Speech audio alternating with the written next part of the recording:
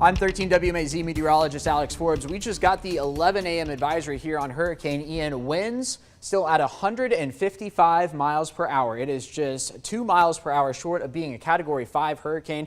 The center about to come ashore here in southwest Florida. Here's what it looks like on the satellite and radar. Obviously a massive storm. These clouds we are seeing here in central Georgia, they are tied to the hurricane. And if you head far enough south, you're going to run into the hurricane and its rainfall. Down here in the Fort Myers area, central Lee County, now an extreme wind warning. This is just after 11 on Wednesday. Going to run until 12:45. That is because the eye wall here, where those 155-mile-an-hour sustained winds are, is going to be coming ashore in the next little bit. So it looks like Fort Myers, Sanibel Island, getting in on the eye wall action now. Not a great situation down there. And again, sustained winds of 155, which means gusts could be even higher than that. Elsewhere along the coast, a steady rainfall now from the Cape Canaveral area up through Daytona, Palm Coast, St. Augustine, up towards Nassau County. Going to be crossing in to Amelia Island and the Georgia state line, the St. Mary's River here over the next little bit. Also squally weather in Orlando up the turnpike towards Ocala and Gainesville. That's going to continue to move towards Lake City and eventually towards Valdosta.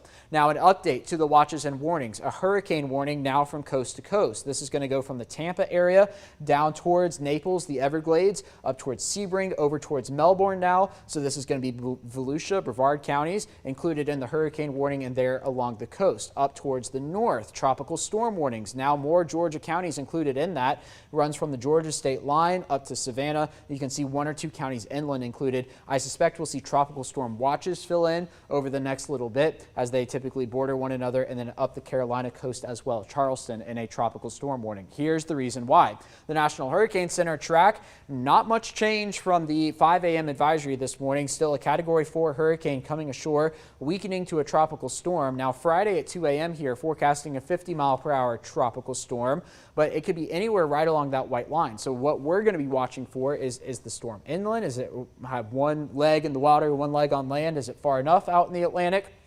And where does the turn happen? Is it already making that turn into Savannah? Now, the center of the line brings the storm very close to Savannah, Hilton Head, and moves it up into the Carolinas and eventually towards Virginia. That's a weakening tropical depression. But as the storm weakens, it lets the energy loose essentially, and it grows the wind field, which is why we are still concerned about impacts here in central Georgia, even though we are not located in the cone. Now, we've been talking about the models for what seems like more than a week now. In fact, it has been more than a week, and you can see the consensus now there over Savannah and Hilton Head. Haven't had a consensus like that in a long time, so it is good to see that. Our confidence is gaining in the forecast, so good from a forecast standpoint. Here's what this looks like in terms of future view. This is 6 a.m.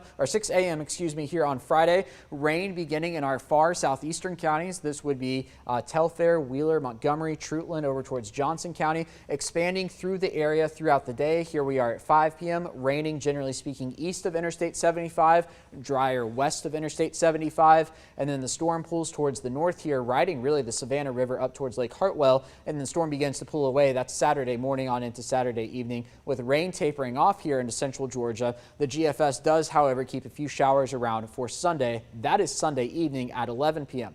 Let's look at this on the European model now. Now, what I want you to notice is when we looked at the GFS and looking at the European now, they have the center of the storm roughly in the same spot, pulling it up towards Savannah and Hilton Head there. It's inside this white circle where the center is. The rain beginning in Macon, Warner Robins, over towards Perry, our most populated areas here Friday at 2 p.m., pulling this towards the north. Again, there is a scenario where it's pouring in Hancock, Washington, Johnson County, but not even raining in Dooley, Macon, Chris, Taylor counties, drier over there, and then pulls it towards the north. There's Saturday at 7 a.m. It looks like everybody getting in on the rain action, and then the rain tapering off there Saturday at 11 p.m. The European on Sunday does keep those lingering showers to the north of central Georgia. So as of now, I've got a 20% chance of rain there on Sunday.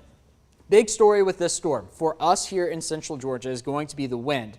Starting tomorrow afternoon, we are going to be looking at wind gusts of 35 to 40 miles an hour. Those wind gusts are going to be hanging around for quite a while. Here we are Friday morning at 10 a.m. Notice a 36-mile-an-hour wind gust here in Macon, Albany. Anytime you get in these purple and pinkish colors here, that's when you get over 40. So keep that in mind as we play this forward. The center of the storm down near St. Augustine, just now coming off the coast. As we play this forward, notice the wind still hanging around. That is an all-day Friday event. And most of the day Thursday, all day Friday, the winds don't begin to fade away until we get to Saturday evening. So we're talking from Thursday to Saturday of wind gusts over 40 miles an hour here in central Georgia, according to the GFS. Let's look at this on the European model, something similar. Here we are Thursday evening. This is tomorrow. We're looking at 35 to 40 mile per hour wind gusts, even with the center of the storm down there near Daytona Beach. That moves off the coast, moves towards the north. Here it comes in towards Savannah. This is going to be Friday at about 5 p.m. Still looking at 40 mile per hour wind gusts. So the reason why we have a concern with this is because we're going to be looking at these wind gusts for such a long period of time, 24 to 36 hours of wind gusts over 40 miles an hour. And the way this differs from, say, a summertime storm that has 40 mile an hour wind gusts is that, you get that gust once or twice in the storm. Well, you're going to get it 50 or 60 times in a situation like this when you have those around for such a long period of time.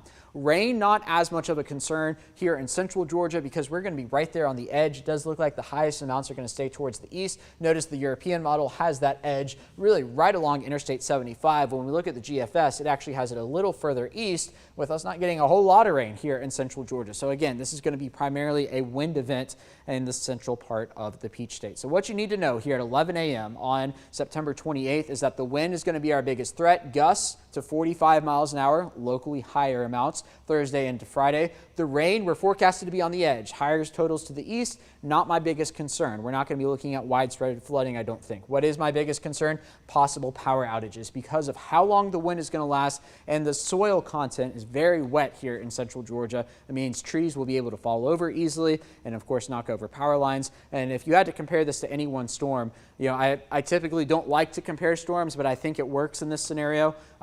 When Irma came through central Georgia, we had a similar setup with a high pressure toward the north, the low pressure coming in from the south that creates that pressure gradient in the middle. It's like squeezing air through a tube. That's what's causing these wind gusts, and that is part of the reason why we're concerned for power outages. So we're going to be watching it all here at 13 WMAZ. Be sure to check back for updates. We'll get another complete advisory at 5 p.m. tonight.